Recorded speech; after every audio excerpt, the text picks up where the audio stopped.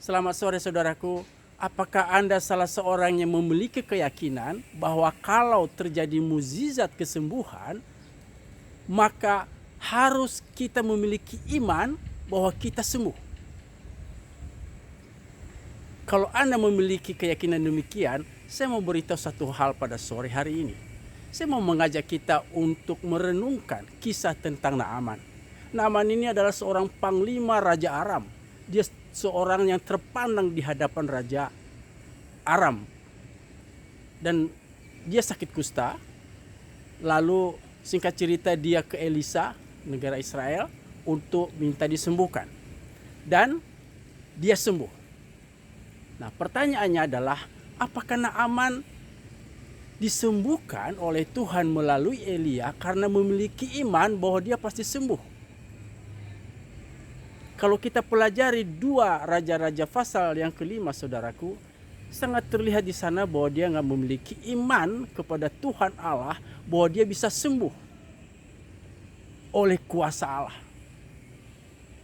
Bukti yang pertama adalah dia orang kafir, dia bukan orang Israel. Yang kedua, ketika dia ketemu Elisa, dia tersinggung. Kenapa? Karena Elisa nggak mau menemui dia. Yang ketiga, ketika Elisa minta dia untuk menyelamkan diri 7 kali di sungai Yordan, dia marah besar. Dia benar-benar merasa terhina.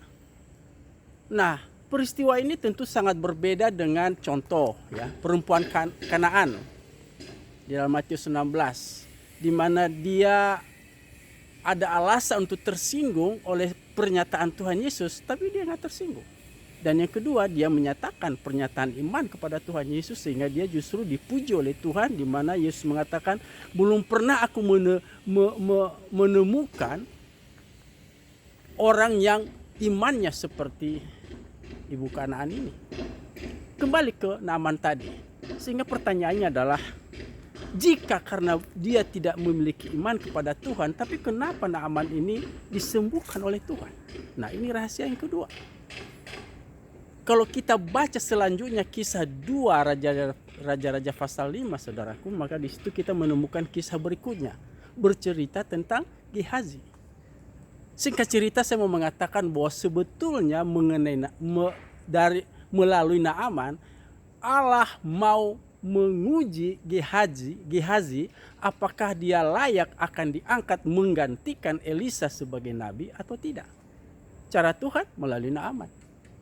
Dalam konteks cerita ini Gehazi gagal, itu cerita yang berbeda. Tapi poinnya adalah yang saya mau katakan kepada kita pada sore hari ini adalah, kalau kita mengalami pengalaman mukjizat bahkan mungkin berkali-kali dari Tuhan, saya mau bilang jangan sombong rohani, jangan merasa imannya jauh lebih top markotop, merasa lebih di antara yang lain. No, sangat mungkin sebenarnya tujuan utama Tuhan bukan untuk kesembuhan kita, tetapi ada rencana lain yang mungkin kita tidak tahu, bahwa tujuannya adalah untuk menyatakan kerajaan Allah dan kebenarannya.